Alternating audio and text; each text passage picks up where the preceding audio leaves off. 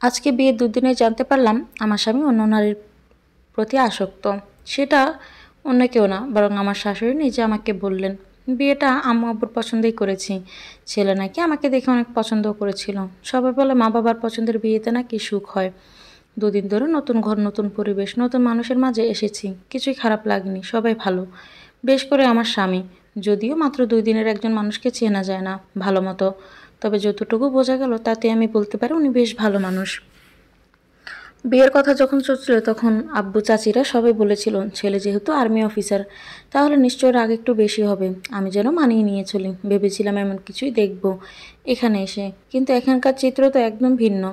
ওনার মতো হাসি খুশি আর ভালো ঠান্ডা মেজাজের মানুষ আমি নিজেই খুব কম দেখেছি। দুদিন আমার বন্ধু হয়ে গিয়েছে উনি। কেমন যেন একটা ঘোর কাজ করছে, এসব বিশ্বাস করতে ইচ্ছে করছে না আমার একদমই। আমি ওনার স্ত্রী হওয়া সত্ত্বেও উনি এখনো পর্যন্ত আমাকে স্পর্শ করেননি। আমার পুরোপুরি মনে আছে ফুলশয্যার সময়ে আমার ঘোমটা তোলার পর তিনি সুন্দর একটা হাসি দিয়ে বলেছিলেন, আপনি আমার বন্ধু হবেন। আমি তখন কিছুই বলিনি, তার দিকে তাকিয়েছিলাম। তিনি আবারও বললেন, একটা সম্পর্ক শুরু করার আগে দুজন মানুষকে জানা খুব বেশি প্রয়োজন, এবং একজন মানুষকে চেনার জন্য, বোঝার জন্য বন্ধু হওয়া আরও আগে প্রয়োজন। আমাদের বিয়েটা পারিবারিকভাবে হলেও আপনাকে আমি আর আমাকে আপনি গ্রহণ করার আগে আমি আমাদের মধ্যে একটা মধুর সম্পর্ক গড়ে তুলতে চাই। সে রাতে আমরা যেন অনেক বেশি ভালো বন্ধু হয়ে যাই। আমার মধ্যে কিছুটা জড়তা কাজ করলেও উনি আমাকে খুব বেশি স্বাভাবিক করার চেষ্টা করেন সব সময়। এসব দেখার পরে একদম যেন মেনে নিতে পারছি না মায়ের কথাগুলো। মাকে কী যে বলবো তাই বুঝতে পারছি না। এমন সময় রুহি, রুহি কোথায় তুমি? শাশুড়ি আম্মা কল দিয়েছেন আমার। আর তুমি তোমার শাশুড়ির সাথে আড্ডা দিচ্ছ? এই নাও কথা বলো। দাও। ফোনটা আমাকে ইরাদ এনে দিয়েছে এখন। উনি আমার স্বামী। ইরাদ ফোন দেওয়ার পরে মা চলে গেলেন। আমার আম্মু ফোন দিয়েছে জিজ্ঞেস করতে কেমন আছি, নতুন পরিবেশ, কী করছি, এসবের জন্য। কি থেকে কি বললাম ঠিক বুঝতে পারলাম না নিজেই, কারণ আমার মাথায় সব রেখে একটা জিনিসই ঘুরছে, আমার শাশুড়ি কেন এই কথা বলল তার নিজের ছেলেকে নিয়ে। একটু সময় করে মায়ের সাথে ঠিকমতো কথা বলতে হবে। কোনো মতো আম্মুর সাথে কথা শেষ করলাম। এসব ভাবতে ভাবতে এখন মায়ের কাছে যেয়ে পুরোটা কথা জানা লাগবে। মায়ের কাছে যেয়ে যাব অমনি পেছন থেকে ইরাদ আমার হাত ধরলো। হাতটা ধরে নিজের দিকে আস্তে করে টান দিল। ইরাদের চেহারা অনেক বেশি সুন্দর আর খুব বেশি নিষ্পাপ।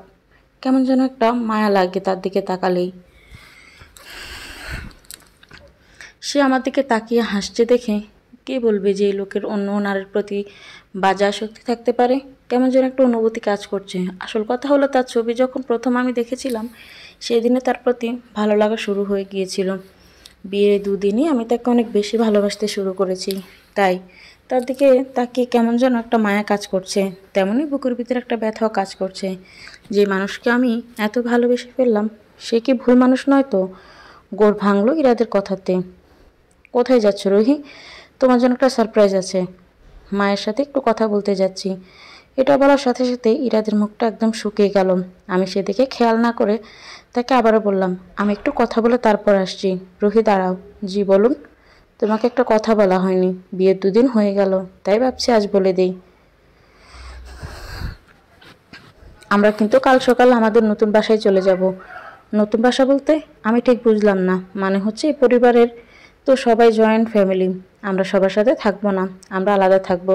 কিন্তু আলাদা কেন থাকবো? ওমা এ কি? একালের মেয়ে হয়ে তুমি এ কথা কি বলছো? এখন তো সবাই আলাদা থাকতে চায়। শ্বশুর শাশুড়ির সাথে থাকা মানেই তো ঝামেলা। মেয়েদের ধারণা এটা, কিন্তু আমি মোটেও এরকম ভাবি না। আমার সবার সঙ্গে থাকতেই ভালো লাগে। আর আপনার পরিবারের সবাই অনেক ভালো, আমার তাদের সবাইকে ভালো লাগে, এজন্য আমি তাদের সাথে থাকতে চাই। আচ্ছা ঠিক আছে, আমি বুঝলাম, কিন্তু তারপরও আমাদের এই আলাদাই থাকতে হবে, এটাই ফাইনাল। তুমি প্লিজ তোমার ব্যাগগুলো আনপ্যাক করো না। আমি আমার ব্যাগগুলো গুছিয়ে নিয়েছি। আচ্ছা, তাহলে আমি এখন মায়ের কাছে যাই, তার সাথে একটু কথা আছে। আচ্ছা ঠিক আছে চলো, আমার বাবার সাথে কিছু কথা আছে। আচ্ছা ঠিক আছে চলুন। কিন্তু মনে মনে আমি ভাবছি ইরাদ আমার সাথে গেলে আমি তোমাকে জিজ্ঞেস করতে পারবো না তার সামনে কিছু। আর আজকে প্রায় রাত হয়ে গিয়েছে। কাল সকালে যদি আমাদের চলে যাওয়া লাগে তাহলে আমি পুরো কথাটা জানবো কি করে? আমি বুঝতেই পারছি না। মায়ের রুমে যাওয়ার পরে দেখলাম মা শুধু একাই আছেন, বাবা নেই ঘরে। মা আসতে পারি?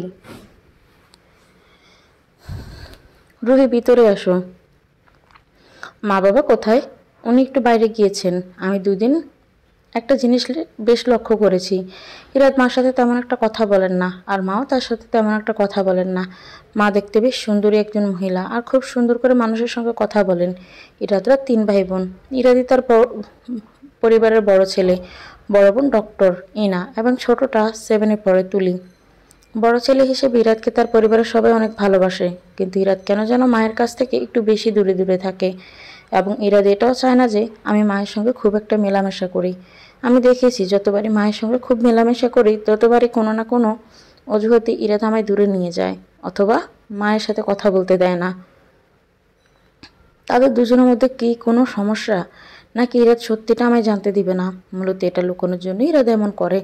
আমি আসলে কিছুই বুঝতে পারছি না, তবে সত্যিটা আমার বের করতেই হবে। আমি এই জন্য ইরাদকে বললাম, বাবা তো বাইরে আছেন, আপনি ঘরে যেয়ে বসুন। বাবা যখন আসবেন তখন আমি আপনাকে ডাক দিব বাবার সঙ্গে কথা বলার জন্য। সে আমার কথা মতো বলল, আচ্ছা ঠিক আছে, তবে তুমি তাড়াতাড়ি চলে এসো। জি ঠিক আছে। ইরা যাওয়ার পরে আমি মাকে বললাম, মা আপনার সঙ্গে আমার কিছু কথা আছে। আমি বুঝতে পেরেছি তুমি কি বলবে। হ্যাঁ বৌমা, ইরাদের চরিত্র খারাপ, ওর মদের নেশা আছে, এবং মা হয়ে কথাটা বলতে আমার খুবই লজ্জা হচ্ছে।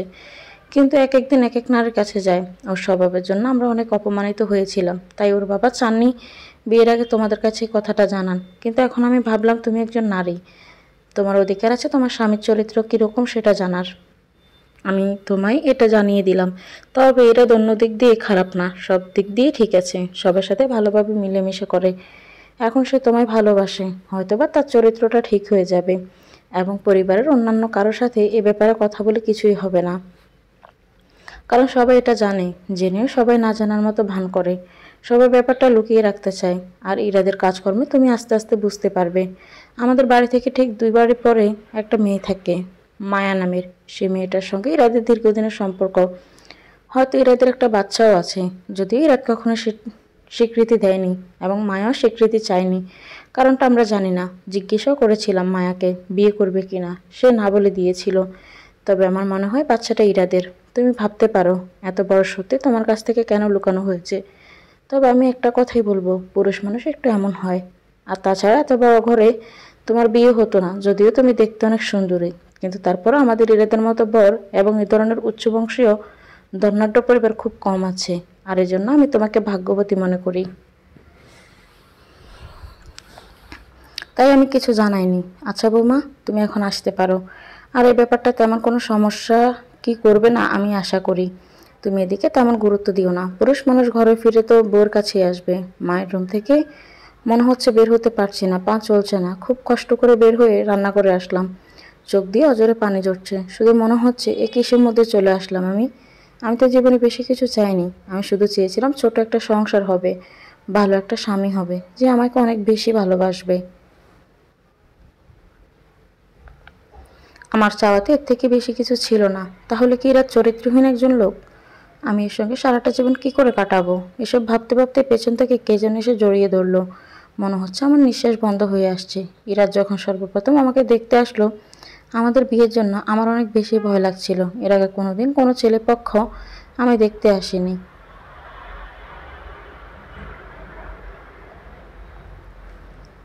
এই ভয়ে তো আমি তার ছবিটাও দেখিনি। সকাল থেকে হাত পা ঠান্ডা হয়ে আসছিল। মিলিয়াপা আমাকে কিভাবে সান্ত্বনা দেবে, কিভাবে বুঝাবে তা নিয়ে উনি ব্যতিব্যস্ত হয়ে পড়েছিলেন। কারণ আমি ছোটবেলা থেকেই তো একটু ভীতু টাইপের ছিলাম, অল্পতেই ঘাবড়ে যেতাম। আর আজ প্রথম ছেলেপক্ষ আমায় দেখতে আসবে, কী যে করব বুঝতে পারছিলাম না। মা বাবার অনেক আশা এই ঘরটাতে বিয়ে দেবার জন্য, আর ছেলেদেরও অনেক আগ্রহ। সব মিলিয়ে আমি নার্ভাস হয়ে গিয়েছিলাম। বিকেলের দিকে মিলিয়াপা আমায় গোলাপি একটা শাড়ি পরালেন, গোলাপি কাঁচের চুড়ি, মাথায় বেলি ফুল, এবং ঠোঁটা হালকা গোলাপি লিপস্টিক। আমার তেমন একটা সাজসজ্জার প্রতি নেশা ছিল না কখনোই, টুকটাক সাজতে পারতাম। এই জন্য আমার সাজানোর দায়িত্ব পুরোপুরি মিলিয়াপা নিজেই নিয়েছিলেন। ইরাতরা সন্ধ্যায় বাসায় আসলো। তাদের সামনে আমি যাবার আগে আম্মু আর চাচি খুব ভালো মতো আমাকে বুঝিয়ে দিলেন সুন্দর মতো যেন কথা বলি, আর কোনো ভুল না করি। আব্বু এসে আমাকে ডাক দিলেন, চায়ের ট্রে দেওয়া হলো তাতে, কিন্তু হাত এমনভাবে কাঁপছিল যে তাদের সামনে আমি চায়ের ট্রে হাত থেকে ফেলে দিই। মা তো একদম মাথায় হাত দিয়ে দিলেন। হয়তো তার ভাবনা হচ্ছিল এই বুঝি বিয়েটা ভাঙল। আমিও তাই ভাবছিলাম, কিন্তু ইনা আপু আর বাবা মানে ইরাদের আব্বু হাসতে শুরু করে দিলেন। আমি তাদের হাসি শুনে তাদের দিকে তাকালাম। এর আগে খুব লজ্জা লাগছিল তাকাতে। তখনই দেখলাম ইনা আপুর পাশে নীল পাঞ্জাবি পরে একদম সুদর্শন যুবক বসে মুচকি হাসছেন। ইনি হচ্ছেন ইরাদ, যে কেউ দেখে প্রেমে পড়ে যাওয়ার উপায়। ইরান কি আমায় এতটাই বেশি ভালো লাগলো যে দেখে চোখ সরাতে ইচ্ছে করছিল না। কিন্তু আশেপাশে এত মানুষ যদি তার দিকে তাকিয়ে থাকে, সবাই আমার নির্লজ্জ ভাববে। এর জন্য কয়েক সেকেন্ডের মধ্যে আবার নিচের দিকে তাকিয়ে ফেললাম। ইনা আপু আমায় তার পাশে নিয়ে বসালেন, বললেন, তুমি নিশ্চয় অনেক নার্ভাস, তাই না? ইটস ওকে, ইজি হও।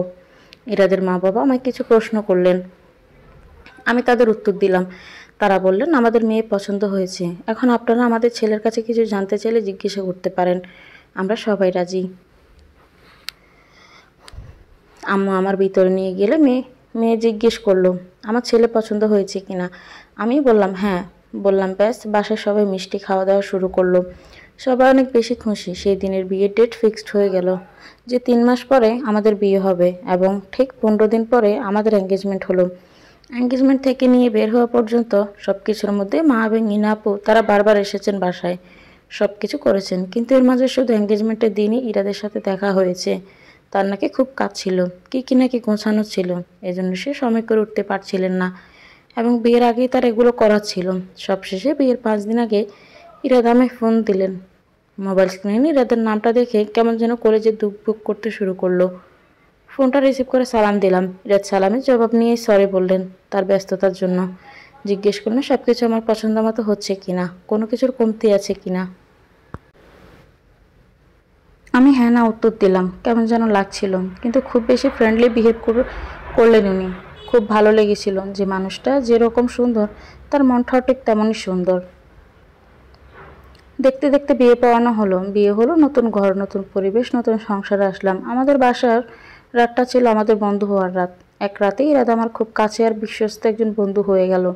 পরের দিন সকালে ঘুম থেকে উঠে আমি গোসল করে ইরাদকে ডাক দিলাম। দুজনে নামাজ পড়ে নিলাম।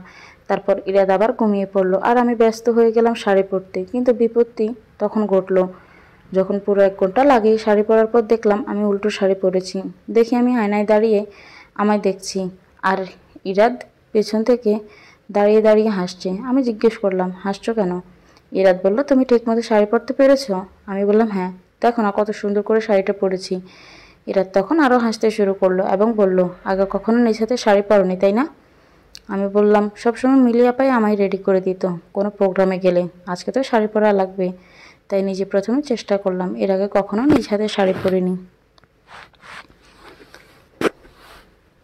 ইরাদ বলল, আচ্ছা ঠিক আছে, সমস্যা নেই। ইনার শাড়ি পরার সময় অনেক দিন আমার কাছে হেল্প নিয়েছে। ওর শাড়ি পরা দেখতে দেখতে আমি নিজেই এখন বুঝি শাড়ি কীভাবে পরতে হয়।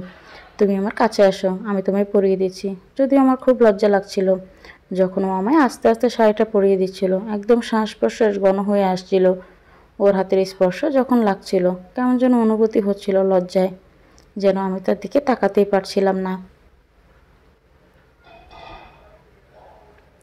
পরে মনে মনে ভাবলাম, এত লজ্জা পাওয়ার কিছু নেই, সে তো আমার স্বামী হয়। নিজের মনকে লজ্জা থেকে বাঁচানোর একটা বৃথা চেষ্টা করছিলাম আর কি। শাড়ি পরানোর সময় আমি এক নজর ইরাদকে দেখছিলাম আর ভাবছিলাম কীভাবে এত তাড়াতাড়ি একটা মানুষ প্রেমে পড়ে গেলাম। আল্লাহ পাক আমায় কত সৌভাগ্যশালী করেছেন যে এত সুন্দর এবং এত ভালো মনের একটা বউ পেয়েছি। শাড়ি পরানো শেষ করার পরে ইরাদ নিজ হাতে আমায় সাজিয়ে দিলেন।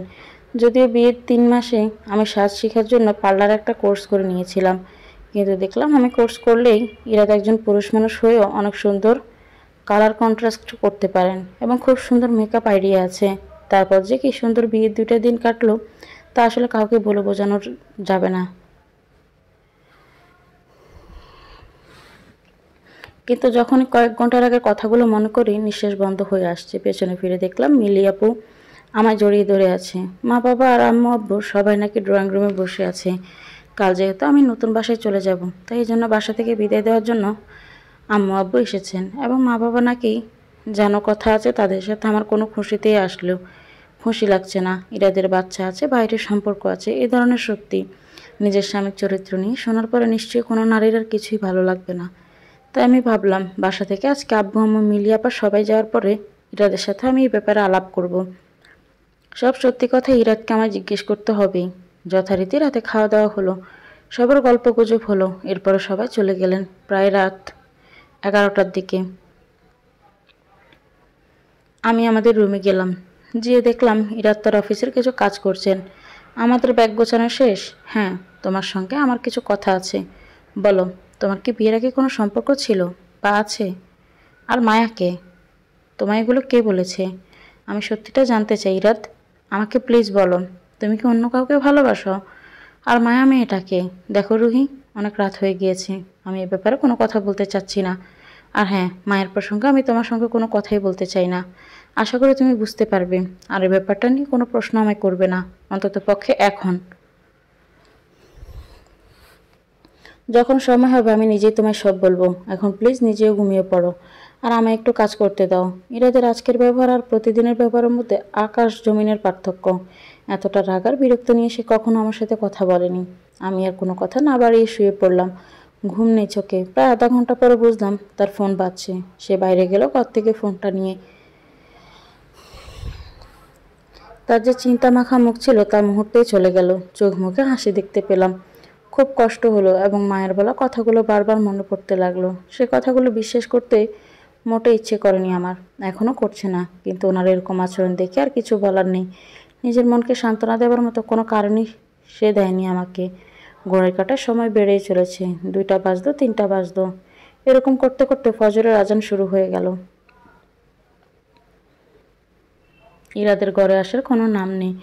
আমি উঠে অজু করে ঘর থেকে বের হলাম ইরাদ নামাজের জন্য ডাক দিতে। দেখি সে ড্রয়িং রুমে বসে আছে এবং ফোনে এখনও কথা বলছে। আমি একটু আড়াল হয়ে কথাগুলো শোনার চেষ্টা করলাম। যা শুনতে পেলাম তা শোনার জন্য আমি মোটেও প্রস্তুত ছিলাম না। ইরাদ বলছে, আচ্ছা বাবু, এখন রাখি, নামাজ পড়তে হবে। আই লাভ ইউ লট, এবং একদম ভয় পাবে না, আমি সবসময় আছি তোমার পাশে। এই কথাগুলো শুনে আমি আর কিছু শোনার অবস্থায় ছিলাম না। দৌড়ে নিজের ঘরে চলে আসলাম। এসে নামাজে বসে পড়লাম। আমার সব স্বপ্ন, সব স্বাদ, সব কিছুই এক নিমিষেই যেন শেষ হয়ে গেল। মোনাজাতে আল্লাহকে বললাম, আমি কি দোষ করেছি? আমায় কেন এরকম পরীক্ষা নিচ্ছেন? আমি পরিবারের কি দোষ? প্রথমে মিলি আপা আর এখন আমি। আমাদের জীবনটা কত সুন্দর ছিল। আপা কত ভালো ছাত্রী ছিল, ভালো একটা চাকরি করতেন, কিন্তু তার বিয়ে হলো একটা ফ্রড লোকের সাথে। এমন হতো না, নিজের পছন্দে বিয়ে করেছিলেন, বাবা মায়ের পছন্দে ছেলেকে বিয়ে করেছিলেন। বিয়ে কিন্তু তার কপালে সুখ সইল না। লোকের আগে থেকে একটা বউ ছিল, এজন্য আমরা তাকে ছাড়িয়ে নিয়েছিলাম। এরপর বাবা মা আমায় দিলেন বিয়ে, কিন্তু একই দেখলাম আমার স্বামী অন্য নারীর প্রতি আসক্ত। এই সব কিছু সহ্য করে থাকার ক্ষমতা আমার নেই। এখন যদি বাড়ি ফিরে যাই,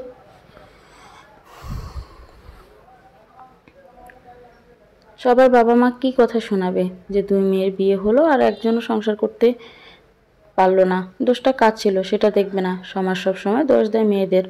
যেমন দিয়েছিল মিলিয়া পাকে, এমনি দেবে আমাকে বাবা মাকে। সবার থেকে মিলিয়া পার জন্য অনেক কথাই শুনতে হয়েছে। এখন আমি যদি ঘরে ফিরে যাই, আমার জন্য বাবা মা নানান ধরনের কথা শুনতে হবে।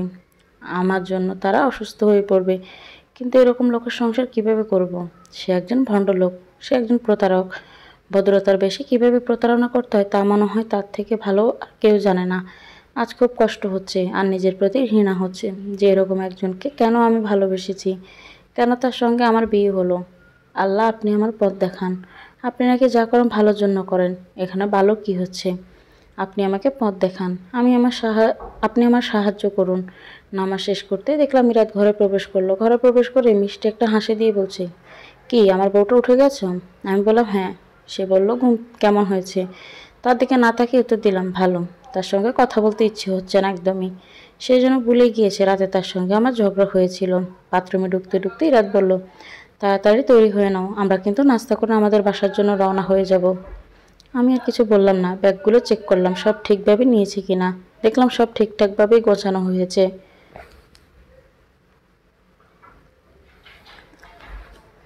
6:30টার দিকে আম্মু ফোন দিলেন। তিনি বললেন আমি যেন বেগুনি আর হলুদ একটা শাড়ি পরি। নতুন ঘর, নতুন সংসারে পা রাখলে হলুদ আর বেগুনি রাস নাকি ভালো। আরও কিছু টুকটাক কথা বলে আমার ফোনটা রেখে দিলাম। আর মনে মনে হাসলাম, যার স্বামী তার নিজের না, তার আবার কিসের সংসার, নিজের ঘর। 8টার দিকে একসাথে সবাই নাস্তা করে সবার কাছ থেকে বিদায় নিলাম আমরা দুজন। এর মাঝে ইরাদের দিকে একবারও তাকানো হয়নি। বাইরে ঝিরিঝিরি বৃষ্টি হচ্ছে, আবহাওয়াটা বেশ সুন্দর। আমি তো একা। এরকম একটা মুহূর্তের জন্য কত অপেক্ষা করেছি সারা জীবন। অন্য সময় হলে আমি অনেক বেশি খুশি হতাম। এরকম রোমান্টিক একটা আবহাওয়া এবং ভালোবাসার মানুষটা পাশে, কি অদ্ভুত একটা ভালো লাগা কাজ করতো। কিন্তু এখন এরকম কিছুই হচ্ছে না। নিজের প্রতি একটা ঘৃণা কাজ করছে। কেন এই লোকটার প্রতি দুর্বলতা কাজ করে। এখন পর্যন্ত আমি তার দিকে একবারও তাকাচ্ছি না, কিন্তু আর চোখে দেখছি সে তাকাচ্ছে। ও আক্রমণ দিকে কাঁচের গ্লাসটা খুলে দিলাম। ঝির বৃষ্টি এসে আমার মুখে পড়ছে, কিছুটা শান্তি পাচ্ছি। হঠাৎ সে বাংলো পুরনো গান ছাড়লো। সেটুকু সময়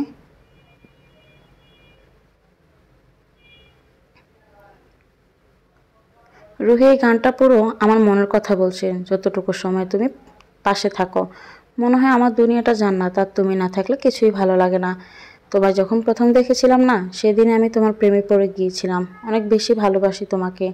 তার এই কথাগুলো শুনে আমার ভালো লাগছে না, কেমন যেন অস্থিরতা বেড়েই যাচ্ছে। সে আবারও বলল, রুহি একটা জিনিস খেয়াল করেছো? তুমি আর আমি ম্যাচ করে ড্রেস পরেছি। তখনই তাকিয়ে দেখলাম, হ্যাঁ, সে বেগুনি কালার একটা শার্ট পরেছে আর আমি বেগুনি আর হলুদ একটা শাড়ি।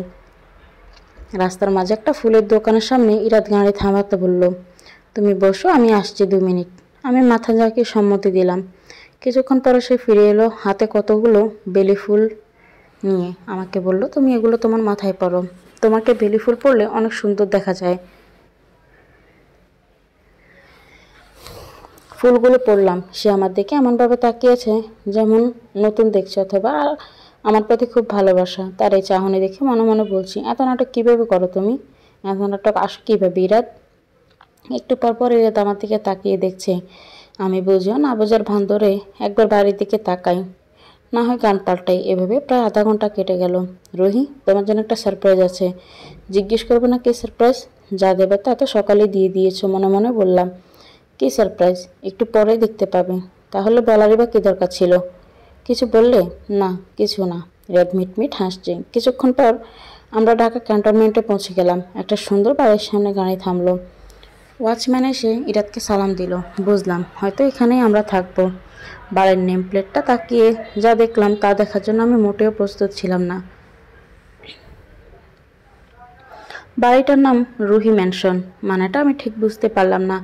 অনেকগুলো প্রশ্নের ভিতর ঘুরপাক খাচ্ছিলাম। ইরাতের দিকে প্রশ্নবোধক ছাউনি নিয়ে তাকালাম। বাসরাতে বউকে গিফট দিতে হয়। আমি তোমায় কোনো গিফট দিইনি, তুমিও কিছু চাওনি।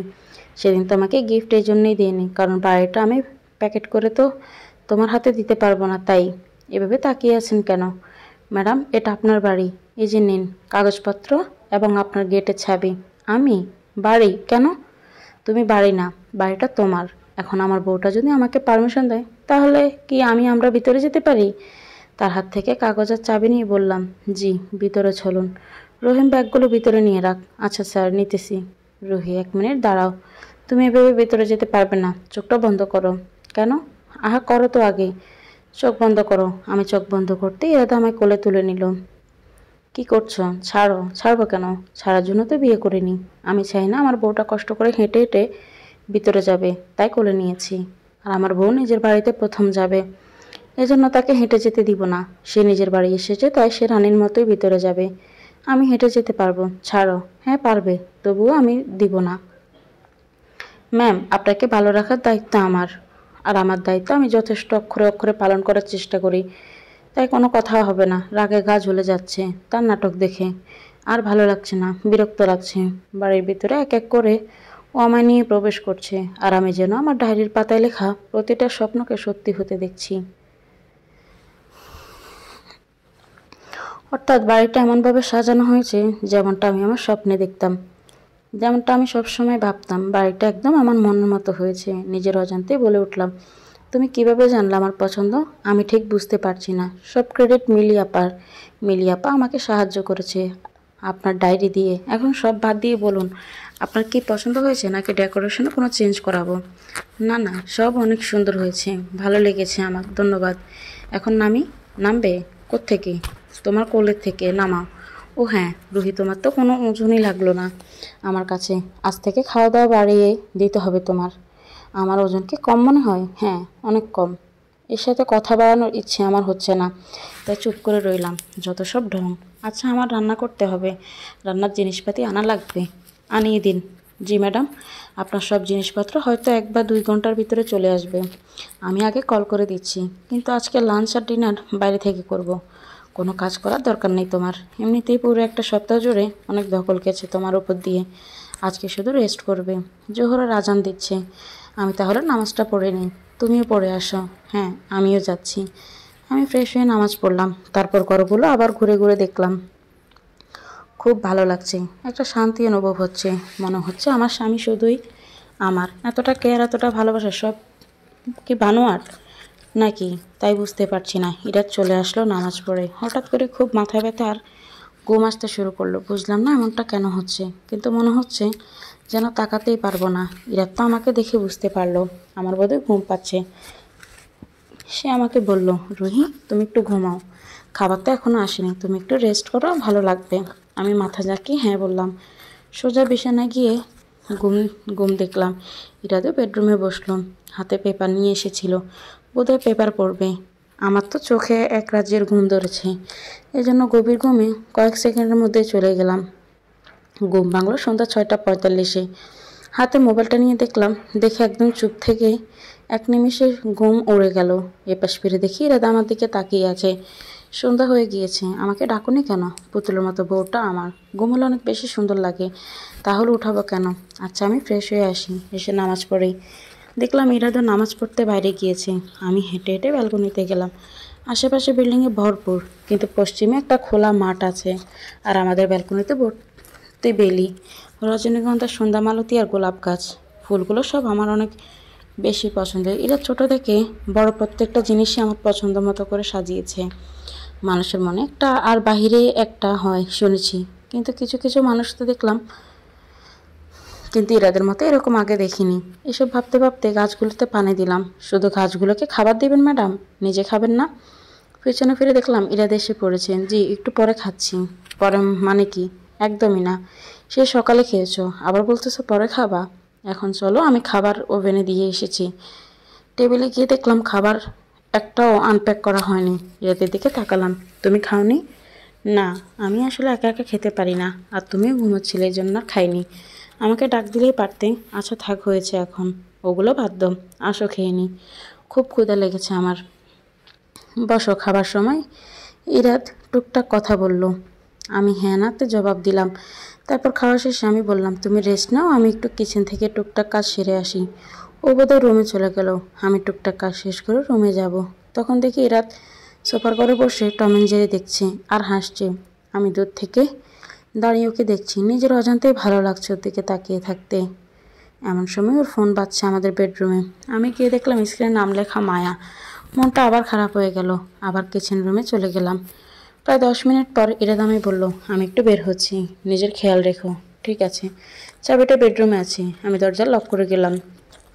সে আমার জবাবের অপেক্ষা না করে বের হয়ে গেল। এভাবেই দিন কাটতে থাকলো। ইরাদ একজন আদর্শ স্বামী হবার অনেক চেষ্টা করেন। মাঝে মধ্যে আমাদের সম্পর্কটা আগে বাড়াতে চেষ্টা করেন, কিন্তু আমি আমার দিক থেকে অনেকটা দূরে রাখার চেষ্টা করি। প্রায় 4 মাস পর হয়ে গেছে আমাদের বিয়ের। এর মাঝে মাঝে প্রায় রাতে মায়া ফোন করে। জিনিসটা আমার একদম ভালো লাগে না। যখনই মায়া ফোন করে ইরাত সারা রাত কথা বলে অন্য ঘরে গিয়ে। আমি অনেক কান্না করি। ইরাত দেখে না, কেউই দেখে না, কেউ জানে না। শুধু আমার মনের কষ্ট আমিই জানি, আর আল্লাহই জানেন। আমার কাছে বিয়ের পরবর্তী সময়গুলোর অনেক মূল্য ছিল। এই মূল্যবান সময়গুলো আমি অনেক সুন্দর করে কাটাতে চেয়েছি, কিন্তু আমি এমন স্বামীর সঙ্গে কিংবা সুখ পাবো? ইরাদ আমায় অনেক যত্ন করে। মাসে 2বার পার্লারে যাওয়া, শুক্রবারে নিজের হাতে রান্না, আমার কাজে সহযোগিতা করা, সবই করে। শুধু আমার মনে শান্তি নেই, কারণ স্বামীটা তো আমার একার না। মাঝে মাঝে অনেক ইচ্ছে হয় আর 10টা কাপলের মতো একসাথে ঘুরতে বেরোই, সবার মতো করে মনে 2টা কথা বলি, একসাথে আকাশের চাঁদ দেখি। ইরাদের আচরণ আমার প্রতি এক সুন্দর। মনে হয় সব ভুলে যায়, কিন্তু পরক্ষণে মায়ের কথা ফোনগুলো, মায়ার যখন ডাকে তখন তার হন্তদন্ত হয়ে বের হয়ে যাওয়া, এসব কিছু যখন মনে পড়ে তখন এসবের ইচ্ছে মরে যায়। মনে হয় নিজেই মরে যাই। এই জন্যই তো প্রয়োজন ছাড়া বিয়ে 4 মাস চলে, তারপরেও তার সাথে কোনো কথা বলি না। অনেকদিন বাবা মায়ের সাথে দেখা হয় না, মিলিয়াপার সাথেও না। সবার কথা খুব মনে পড়ছে। দেখি রাতকে বলবো যে 2 দিন বাড়ি থেকে ঘুরে আসি। ইরাত ব্যালকনিতে দাঁড়িয়ে ফোনে কথা বলছে। দেখো সোনা, তুমি সুস্থ হয়ে গেছো, এটাই আমার জন্য অনেক। আমি পারলে তোমার সাথে প্রতিদিন থাকতাম, কিন্তু এখন সেটা সম্ভব না। আমাকে কিছুদিন সময় দাও, তুমি তো সুস্থ হয়ে গিয়েছো। আমি কালকে তোমার সাথে দেখা করতে আসবো, আর রুহির সাথে এই ব্যাপারটা আমি তাড়াতাড়ি শেয়ার করব। তুমি চিন্তা করো না, আমাকে ছাড়া বেশি দিন তুমি থাকা লাগবে না। রুহিকে পাঠানোর ব্যবস্থা আমি করছি। কথা শোনার পর আমার মাথাটা একদম চক্কর দিয়ে উঠল। তাহলে কি ইরাদ আমাকে ডিভোর্স দিবে? আমি তো তার জীবনে কোনো ধরনের হস্তক্ষেপ করি না, নিজের মতো থাকি, তার প্রতিটা প্রয়োজনের খেয়াল রাখার চেষ্টা করি। এক প্রকার তার সব কিছুই মেনে নিয়েছি, কারণ মা বাবাকে আর কষ্ট দেওয়া যাবে না। একবার অনেক বেশি কষ্ট পেয়ে গিয়েছি, এখন যদি আবার আমার জন্য কষ্ট পায়, তারা তো এটা মেনে নিতে পারবে না, সহ্য করতে পারবে না। ছোটো মেয়ে ডিভোর্স কীভাবে তারা সহ্য করবে? আমি এখন কি করব? আল্লাহ পাক আমাকে পথ দেখান। একটু পরেই রাত ঘরে আসলো। রুহি, অনেকদিন হলো তুমি তোমার বাবার বাড়ি যাও না। একটা কাজ করো, কালকে বাবার বাড়ি চলে যাও, কিছুদিন বেরিয়ে আসো। কেন, কোথাও যাবে তুমি? হ্যাঁ, একটু কাজ আছে। তুমি 4-5 দিনের জন্য যাও, আমি ফিরে তোমায় বাড়ি নিয়ে আসবো। আচ্ছা। রাতে খাওয়া দাওয়া শেষ করার পর রুমে আসলাম। দেখি ইরাত সব প্যাকিং অলরেডি করে ফেলেছে। আমি কিছু বললাম না, নিজের প্যাকিংগুলো আস্তে আস্তে করতে শুরু করলাম। ইরাত পারত এক্ষুনি আমাকে বলে দিতে কথাগুলো, সে আসলে কী চাচ্ছে। 12টার দিকে ইরাদের ফোন যথারীতি কল আসলো। সে ফোনটা নিয়ে ব্যালকনিতে চলে গেল, আমিও তার পেছন পেছন গেলাম। দেখি সে বলছে, হ্যাঁ দোস্ত, এই দিনটার জন্য আমি যে কত বেশি অপেক্ষা করেছি তোকে বলে বোঝাতে পারবো না। ফাইনালি মায়া কালকে বউ সাজবে, আমি মায়াকে বউর সাথে দেখব। তুবা সমাজের স্বীকৃতি পাবে, বাবার পরিচয় বড় হবে। রুহিকে এসব জানানো হয়নি এখনও, কিন্তু জানিয়ে দিব। আগে বিয়েটা হোক, এরপরও না হলে সব মেনে নিতে পারে। ওর জন্য অনেক বড় একটা ধাক্কাও হতে পারে, তাই সব ঠিকঠাক হবার পরেই ওকে জানাবো আমি। আচ্ছা দোস্ত, এখন ঘুমোতে যাই, আজকে অনেক ঘুম পাচ্ছে। সব মিলিয়ে ইরাদের কথাগুলো একত্রিত করে বুঝতে পারলাম ইরাদ কালকে মায়াকে বিয়ে করে নিয়ে আসবে, আর আমাকে বাবার বাড়ি এজন্যই পাঠিয়ে দিতে চাচ্ছে। না, আর না, এভাবে আসলে কারোর সাথে থাকা যাবে না। আমি এক ঘরে সতীনের সংসার করতে পারবো না। যা হবার হবে, ইরাদকে ডিভোর্স দিয়ে দিব। ইরাদ আজকে একটার মধ্যেই ঘুমিয়ে পড়লেন। তার চোখে মুখে খুব প্রশান্তি দেখা যাচ্ছে, মনে হচ্ছে অনেকদিন পরে এরকম শান্তির ঘুম, টেনশন মুক্ত ঘুম দিতে পেরেছে। আর আমার আজকে আবারও ঘুম নেই। ঠিক 4 মাস আগে যেমন একটা ভয়াবহ নির্ঘুম রাত কাটিয়েছিলাম, আজ ঠিক তেমন আরও একটা রাত কাটছে। পাহাড়ের মতো কী যেন মনে হচ্ছে, আমার বুকের ভিতর চাপা দিয়ে আছে, নিঃশ্বাস বন্ধ হয়ে আসছে আমার। এই 4 মাসের সংসার জীবনের সমাপ্তি আজকেই ঘটতে যাচ্ছে। কাল থেকে আমি আর ইরাদকে পাবো না, আর ইরাদকে কখনো এত কাছ থেকে দেখা হবে না। আমি মানি, ইরাদের মন থেকে গ্রহণ করে নিতে পারিনি, কিন্তু শত হলেও তো আমার স্বামী। কেমন যেন একটা অজানা বাঁধনে বেঁধে গেছে। কাল থেকেও হয়তো এই বাঁধনটা ছুটে যাবে, কিছুদিন পরে হয়তো ডিভোর্স হয়ে যাবে। সারা রাত জাগলাম, চোখ দিয়ে পানি পড়ছে। ঘরগুলো ঘুরে ঘুরে দেখলাম, ইরাদের কিছু ছবি তুললাম, আর আমাদের বিয়ের অ্যালবামটা সাথে করে নিয়ে নিলাম। ভোরের আলো ফুটলো চারিদিকে, আজান দিচ্ছে। অজু করে শেষবারের মতো আমাদের ঘরে নামাজটা পড়ে নিলাম। বুকের ভেতরটা ফেটে যাচ্ছে, এরপর থেকে ঘরটা হয়তো মায়াই থাকবে। ইরাদের দায়িত্বে ছিলাম আমি, ভালোবাসায় তো ছিল মায়া। আমি তো কখনোই তার ভালোবাসায় ছিলাম না। হয়তো কয়েকদিন পরেও আমাকে একদম ভুলে যাবে। ইরাদে কয়েক মাস একজন ভালো স্বামী হবার অনেক চেষ্টা করেছে, এজন্য আমি তাকে যথেষ্ট সম্মান করি। আর প্রত্যেক জীবনে একটা আলাদা সুখের সন্ধান থাকে, আলাদা আলাদা। হয়তো ইরাদের কাছে মায়ার মধ্যে, আমার মধ্যে নেই। এই জন্য হাজার চেষ্টা করার পরেও সে আমার হয়নি। ইরাদের পছন্দের খিচুড়ি আর ডিম ভাজি করলাম শেষবারের মতো। আমার হাতের রান্না এই তো খাবে আজকে,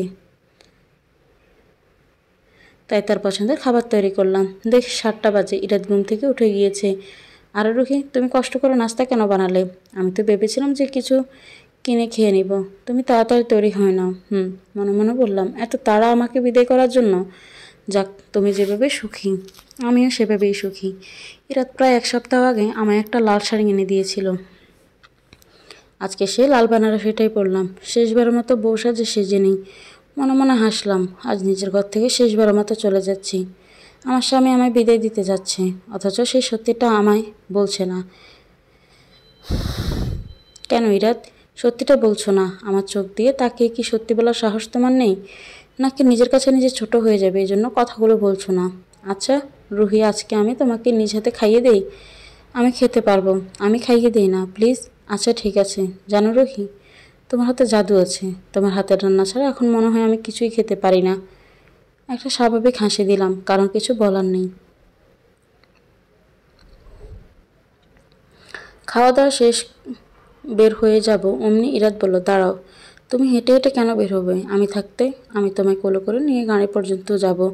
আমি হেঁটে যেতে পারবো, আমাকে কোলে নিতে হবে না। কিন্তু আমি তো তোমায় হেঁটে যেতে দিব না, প্লিজ না করো না। আচ্ছা ঠিক আছে। যে যার গন্তব্যের উদ্দেশ্যে একত্রে বের হলাম। ইরাদ আমাকে পৌঁছে দিলেন। গেটের সামনে মিলি আপা আব্বা দাঁড়িয়ে আছে আমাদের ভেতরে নিয়ে যাবার জন্য। ইরাদকে তারা ভেতরে আসতে অনেক করে বললেন, কিন্তু ইরাদ বললেন যে তার জরুরি কাজ আছে, এই জন্য সে আসতে পারবে না। এরপর আবার ইনশাল্লাহ আসবে। বাড়ির ভিতরে ঢুকছি, চাচি মামি সবাই চলে এসেছে আমাকে দেখার জন্য।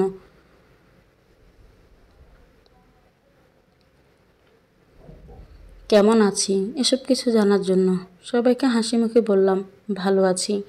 সবাই খুব খুশি হলেন। সবাই বললেন খুব ভালো একটা স্বামী পেয়েছি, আমার ভাগ্যটা খুব বেশি ভালো।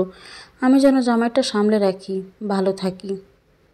এসব কথাগুলো শুনলাম, মনের ভেতরটা আবারও খারাপ হয়ে গেল। বুকের ভিতর চিনচিন ব্যথা করতে লাগলো, কারণ আমার স্বামী আজ অন্যের স্বামী হয়ে যাবে। সারাদিন পর আত্মীয় স্বজন সবাই চলে গেল।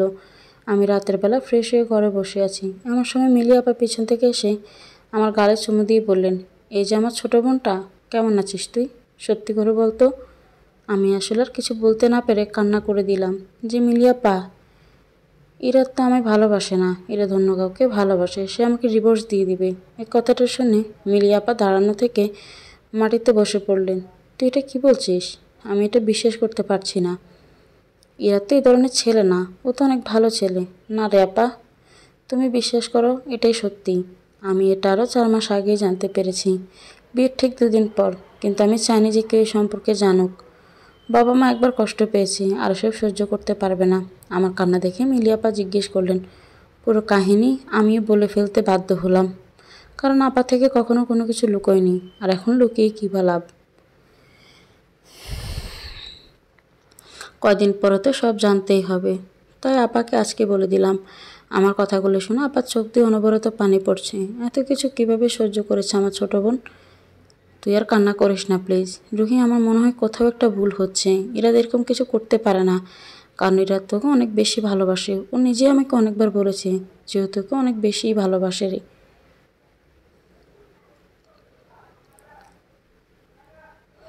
তুই ভুল বুঝতেছিস। ইরাদকে একবার ফোন দে। আপা থাক, কেন থাক, একবার ফোন দে, আমি কথা বলবো। মুখে বললেই তো ডিভোর্স হয়ে যায় না, আর তাছাড়া ওই রকম কিছু করতে পারে না। মগর মূল্যক পেয়েছে নাকি আমার বোনকে? তুই ফোন দে। আর আমি যতটুকু বিশ্বাস করি, এখানে কোথাও না কোথাও কোনো ভুল হচ্ছে, তাই যে কোনো ভুল তাড়াতাড়ি মিটিয়ে ফেলাই সব থেকে বেশি বুদ্ধিমানের কাজ। তুই তোর জীবনে অনেকগুলো মূল্যবান সময় নষ্ট করে ফেলেছিস, অনেক বড় ভুল করে ফেলেছিস। তোর আগে কথাবার্তা ক্লিয়ার করা দরকার ছিল।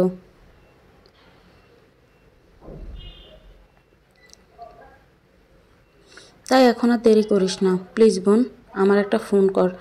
ইরাদকে ফোন দিলাম, ইরাদের ফোন বারবার বন্ধ। এরকম করে আমি 2 দিন, না প্রতিদিন আমি ফোন করি সকাল বিকেল, কিন্তু কখনো তার ফোন খোলা পাই না। আমার শ্বশুরবাড়িতে আব্বা আম্মা গেলেন খোঁজ দিতে, তারা বললেন ইরাদ বাসায় নেই। আমার শ্বশুর শাশুড়ি একই টেনশনে পড়ে আছে যে ইরাদ কোথায় গেল, ওর কোনো খোঁজ খবর নেই। আমি আমার শাশুড়িকে বললাম, মা, মায়ের কোনো খোঁজ খবর নিয়ে দেখবেন কি? মায়া খোঁজ খবর নিয়ে দেখলো, মায়া পুরনো বাড়ি থেকে থাকে না, নতুন বাড়িতে থাকে। তার নাকি বিয়ে হয়েছে, কিন্তু তার নতুন বাড়ির কোনো খোঁজ খবর কারো কাছে নেই। সবাই চিন্তা করে ইরাদ কোথায় গিয়েছে, ইরাদ কি হলো। কিন্তু আমি জানি ইরাদ নিশ্চয়ই মায়াকে নিয়ে আলাদা কোথাও চলে গিয়েছে। এভাবে করে প্রায় 2 মাস কেটে গিয়েছে। আমি একটা নতুন চাকরি নিয়েছি, কারণ মা বাবার উপর একইভাবে বোঝা হয়ে থাকতে আমার ভালো লাগছে না। আর তাছাড়া তারা আমায় শিক্ষিত করেছে, পড়ালেখা করিয়েছেন। এজন্য ভাবলাম অন্ততপক্ষে নিজের খরচটুকু নিজেকেই সামলানো উচিত।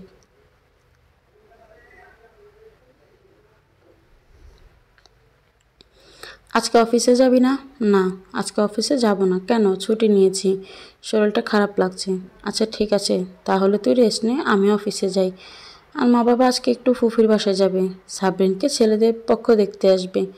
আচ্ছা ঠিক আছে, তোমরা সবাই হয়ে এসো। হ্যাঁ, আমরা সবাই সন্ধ্যার মধ্যেই ফিরে আসব। দুপুরের পরে খাওয়া দাওয়া করে উঠেছি, তখন দেখলাম যে একটা অচেনা নাম্বার থেকে ফোন এসেছে।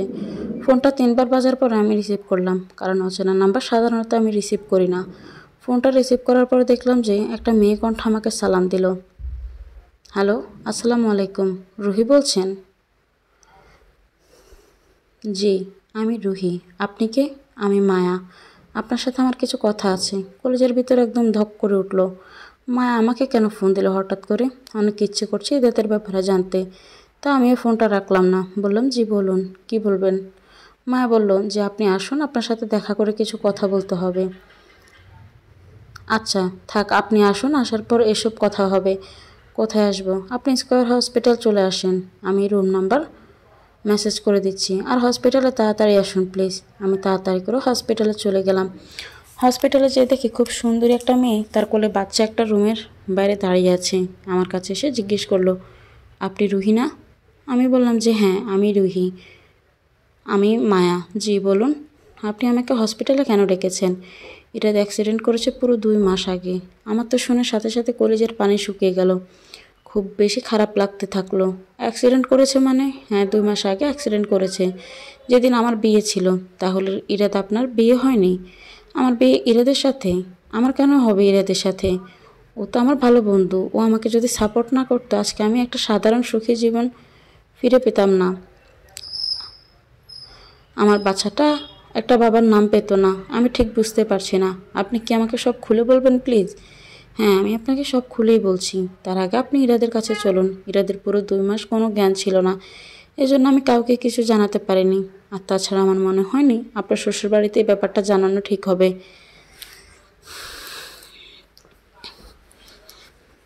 আমার মাথায় তো সব তালগোল পাকাচ্ছে, আমি কিছু বুঝতে পারছি না যে মায়া কী বলছে। আমি বললাম আচ্ছা ঠিক আছে, আগে ইরাদের সঙ্গে দেখা করি। আর হ্যাঁ রুহি, একটা কথা জানেন, ও আপনাকে অনেক বেশি ভালোবাসে। আপনি এই ভুল ধারণা রাখবেন না যে ইরাদের মনে আপনি ছাড়া অন্য কোনো মেয়ে ছিল বা থাকতে পারে। কথা শুনে আমার চোখ দিয়ে পানি পড়তে লাগলো। কেবিনে ঢুকে দেখি ডক্টর ইরাদকে এক্সামিন করছে, কিন্তু সে অচেতন। কান্না এসে গেল ইরাদের অবস্থা দেখি। নিজের চোখের পানি ধরে রাখতে পারলাম না। মায়া অবস্থা কেমন এখন? স্পেংবিং, উনি বারবার রুহি বলে যাচ্ছে অচেতন অবস্থা থেকে। আমার মনে হয় ওনার এখন তার পাশে থাকা উচিত। আমিই রুহি, ওনার ওয়াইফ। এখানেই থাকেন তাহলে, উনি জলদি সুস্থ হয়ে যাবে। ইরাদের হাতটা ধরে কিছুক্ষণ বসে রইলাম। কেমন যেন একটা অজানা ভয় কাজ করছে। ইরাদের হাতটা ধরে প্রায় 5 বা 7 মিনিটের মতো বসে রইলাম। কিছুক্ষণ পর একটা ছেলে আসলো কেবিনে, এসে আমাকে সালাম দিল। মায়াকে বলল, ভাবিকে সব জানিয়েছ? পুরোটা না। তাহলে চলো এখন, ভাবির সব জানা দরকার। হ্যাঁ রুহি, একটু আসো আমাদের সাথে বাইরে। আমরা হাসপাতালের ক্যান্টিনে বসলাম। ভাবি, আমি অবি, মায়ের হাজব্যান্ড, আর এরা ছোটোবেলার ফ্রেন্ড। আপনাদের বিয়ের সময় আমি জার্মানিতে ছিলাম, তাই বিয়েতে আসতে পারিনি। রুহি, তুমি কেন মনে করেছিলে আমি ইরাদকে বিয়ে করব? আমি ওদের দুজনকে প্রথম থেকে সব বললাম। রুহি, তাহলে শোনো, নিজের পছন্দের একটা ভণ্ড প্রতারক ছেলেকে বিয়ে করেছিলাম 4 বছর আগে। তার ব্যবসায় ছিল ভালো ঘরের মেয়েদের বিয়ে করে তাদের থেকে টাকা পয়সা হাতিয়ে নেওয়া। এসব যখন জানতে পারলাম তখন আমার বিয়ের বছর পার হয়ে গেছে, আর আমার বাবুর 1 মাস বয়স তখন। এসব কথা শুনে বাবা সহ্য করতে পারলেন না, উনি হার্ট স্ট্রোক করে মারা গেলেন। এই প্রতারককে আমি এসব জানানোর পরে ডিভোর্স দিয়ে দিলাম। এবং শুনতে পারলাম তোমার আপা নাকি তাকে জেলে পাঠিয়েছে। মিলি আপা? কেন? তার কারণ মিলি আর আমার এক্স হাজব্যান্ড একজন, তাকে টাকা পয়সা সব দেবার কারণে আমার অনেক কষ্ট হয়ে গেল। আমার বাবার বিটে বাড়ি ছাড়া বাকি যা যা ছিল সব ব্যবসায় লাগাবে বলে এই বন্ডকে যা নিয়েছিল তা আসলে কিছুই লাগায়নি। আমাদের টাকা পয়সা নিয়ে পুরো নিঃস্ব করে দেয়। আমার এখন ছোট একটা বাচ্চা, আর আমি, আমার বাবা মা একজনও নেই। এই অবস্থায় চলতে খুব বেশি কষ্ট হয়ে গেল। তারপরেও কোনো রকমে চলে যাচ্ছিলাম। কিন্তু বলে না, যার কপালে সুখ নেই তার কপালে কখনো সুখ আসে না। আমার বাচ্চাটা ক্যান্সার ধরা পড়লো। না পেরে ইরাদকে সব বললাম। ইরাদ আমার ভাইয়ের মতো সাপোর্ট করলো, আমার বাচ্চাটা ট্রিটমেন্ট করলো। আর ইরাদ রাত্রে কথা বলতো আমার বাচ্চার সাথেই। বাচ্চা ওকে মামা বলতো, আর বলবেই না কেন? আমি জানি না আমার আপন ভাই থাকলে আমার জন্য কতটুকু করতো, কিন্তু ইরাদ যা করেছে তা আসলে বলে শেষ করার মতো না। আর ভাবি, আমি আগে থেকেই মায়াকে পছন্দ করতাম। মায়ের সাথে দুর্ঘটনার ঘটার পরে আমি মায়াকে বিয়ে করার জন্য ভাবলাম, তখনই রাধা আমাকে বলল আর মায়াকে বলল বিয়েটা করে নেওয়ার জন্য, এটাই আমাদের জন্য ভালো হবে। তারপর মায়া ডিসিশন নিল সে আমাকে বিয়ে করবে এবং বিয়েটা হয়ে গেল আল্লাহর রহমতে। আর তোমার শাশুড়ি আমাকে ভুল বুঝে সব সময়, উনি চেয়েছিলেন ওনার মামাতো ভাইয়ের মেয়েকে দিয়ে ইরাতকে বিয়ে করাবে, কিন্তু ইরাত তোমাকে দেখে পছন্দ করেছিল আর তাই উনি সব উল্টোপাল্টা কথা বানিয়ে বলেছিলেন। উনি ভালো মতোই জানতো ইরাদ আর আমি ছোটোবেলার বন্ধু, তারপরও আমাদের নিয়ে সব ধরনের উল্টোপাল্টা কথা বানিয়ে বলেছিলেন। আর ভাবি উনি কিন্তু ইরাদের আপন মা না, ওর সৎ মা।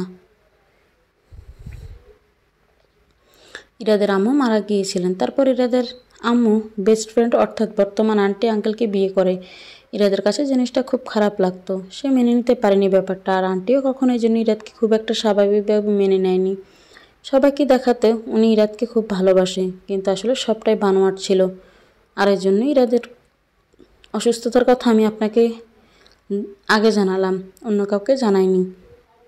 ইরাদ আমাদের বিয়ে দিল সেদিন রাতে ও ব্যাক করতে চেয়েছিল আপনার কাছে, কিন্তু আমি মায়াকে ওকে যেতে দেইনি, বললাম একটা রাতে তো থেকে যা। পরের দিন সকালবেলা রেডি হয়ে যে গাড়ি নিয়ে বের হলো, ঠিক তখনই একটা বড় বাস এসে ওর গাড়িকে ধাক্কা দিল এবং আজকে এই অবস্থা হয়ে গেল। সব কিছু শোনার পর আমি বাকরুদ্ধ হয়ে গেলাম। আমি এমন একজন মানুষকে ভুল বুঝেছি, কষ্টে আমার মরে যেতে ইচ্ছে করছে। যেখানে আমার স্বামী আমার জন্য এত কিছু করলো, এত ভালো একজন মানুষ, আর আমি কি করলাম? তাকে এভাবে সন্দেহ করলাম, ভুল বুঝলাম। আমার তো উচিত ছিল একটাবার অন্তপক্ষে ভেবে দেখা। এসব ভাবতে ভাবতে খুব বেশি খারাপ লাগছে। কিন্তু আমাকে ইরাদ একবারও জানায়নি মায়া। আমি বলেছিলাম না জানাতে, কারণ মিলি আর আমার ব্যাপারটা নিয়ে যদি কোনো ঝামেলা হতো, তাই ইরাদকে বলেছিলাম আগে সব ঠিক হোক তারপরে তোমায় সব জানাতে। তুমি যদি যেদিন রাত আমার কথা জিজ্ঞেস করেছিলে ইরাদকে, সেই দিনে তোমায় সব বলতে চেয়েছিল। আমি ইরাদকে বলেছিলাম যে এখন কোনো দরকার নেই, ঝামেলাগুলো শেষ হলে তোর বউকে আমি সব বুঝিয়ে বলবো। মিলি আপা এতক্ষণে চলে এসেছে। এখানে পৌঁছানোর আগে মিলি আপাকে মেসেজে বলেছিলাম যে মায়া আমাকে এখানে আসতে বলেছে।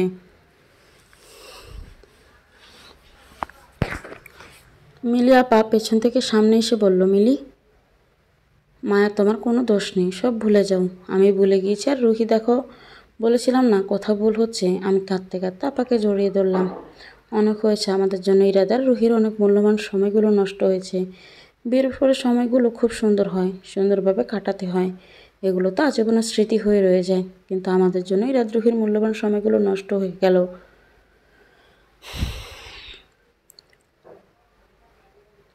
আমাকে মাফ করে দিও রুহি। না, এতে তোমার কোনো দোষ নেই মায়া, মাপ চাইবে না। আচ্ছা আমরা এখন ইরাদের কাছে যাই। বেশ অনেকক্ষণ হলো বাবি এসেছে, তার এখন ইরাদের কাছেই বসা দরকার। কেবিনে যেয়ে দেখি ইরাদ জেগে আছে, আমাকে দেখে উঠে বসতে চেষ্টা করছে। তুমি উঠো না, রিল্যাক্স করো, কিছু কথা বলবো। আমি সব শুনেছি, সব জানি, আমাকে মাফ করে দাও। তুমি কেন মাপ চাচ্ছ? তুমি আমাকে মাফ করে দাও। আজকে যদি না থাকতাম তাহলে তোমার কাছে হয়তো মাপটা চাইতে পারতাম না, হয়তো তোমার কাছে মাপ চাওয়ার জন্যই আমি এখনো পর্যন্ত বেঁচে আছি। জানো রোহি, মৃত্যুকে অনেক কাছ থেকে দেখে এসেছি। মৃত্যুর কাছ থেকে দেখার পরে শুধুমাত্র তোমার কথাই মনে পড়তো। শুধু মৃত্যুর সাথে লড়াই করতে পেরেছি তোমার জন্য। তুমি আমাকে সাহস দিয়েছো আর আল্লাহ আমাকে বাঁচিয়েছেন। আমি ভেবেছিলাম শুধু একটা জিনিসই, আমার বউটাকে তো আমি ঠিকমতো ভালোবাসতে পারলাম না, আমার বউটা তো আমি কোনো সুখ দিতে পারলাম না। আমার নিজের ঝামেলার কারণে আমার বউটা হয়তো অনেক কষ্ট পাচ্ছে। রোহি, আল্লাহ হয়তো তোমার জন্য আমাকে ফিরিয়ে এনেছেন। অনেক বেশি ভালোবাসি তোমাকে। ইরাদের চোখ দিয়ে পানি পড়ছে কথাগুলো বলতেই যে আমিও তোমাকে অনেক বেশি ভালোবাসি। পুরো 18 দিন লাগলো ইরাদের সুস্থ হতে। এই 18 দিনের মধ্যে একটা রাতও এমন যায়নি যে রুহি ঘুমিয়ে কাটিয়েছে। ইরাদের প্রায় সুস্থ হয়ে যাওয়ার পর রুহি নির্ঘুম রাত কাটাতো, অনেক টেনশন করতো। তুই এখন সুস্থ হয়ে গিয়েছিস, এবার বাড়ি যা। রুহি 3 দিনের জন্য আমার সাথে যাচ্ছে। কোথায় যাব? এই যে ম্যাডাম, চেহারার এই অবস্থা বানিয়েছেন, আপনাকে ঠিক করতে হবে না? না, ও কিছু না, এমনি ঠিক হয়ে যাব বললেই হলো। ইরাদ আমার জন্য অনেক করেছে, এজন্য এবার আমাদের পালা তোমাদের জন্য কিছু করার। মায়া থাক, লাগবে না।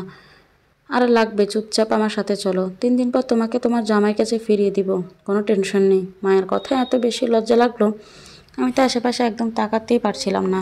বেশ পরে ইরাদের দিকে, আচ্ছা ঠিক আছে, আমার বউকে নিয়ে যা। 3 দিনের জন্য দিলাম। 3 দিন পর আমাকে একদম লাল টুকটুকে বউয়ের মতো সাজানো হলো। আমাদের বাড়িটা ফুল দিয়ে সাজানো হয়েছে।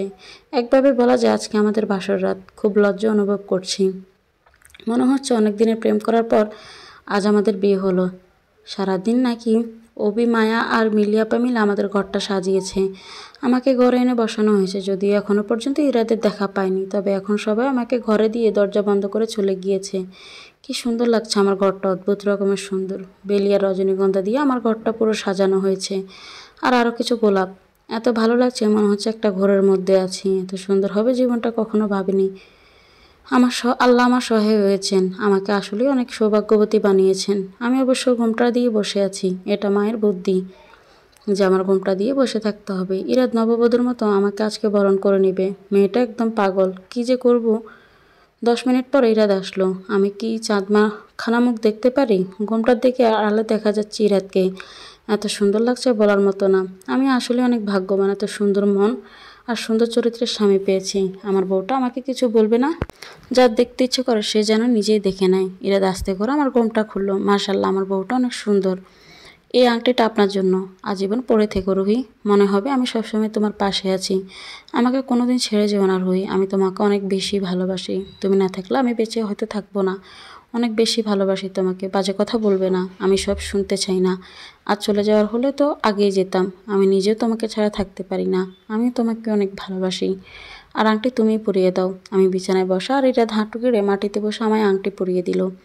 আমাদের ব্যালকনিটা খোলা করে ঠান্ডা বাতাস আসছে। শীত পড়ে গেছে, ঘরে মৃদু আলো। সব মিলিয়ে যেন একটা স্বপ্ন সত্যি হলো আমার। এরা আমাকে জড়িয়ে ধরলো।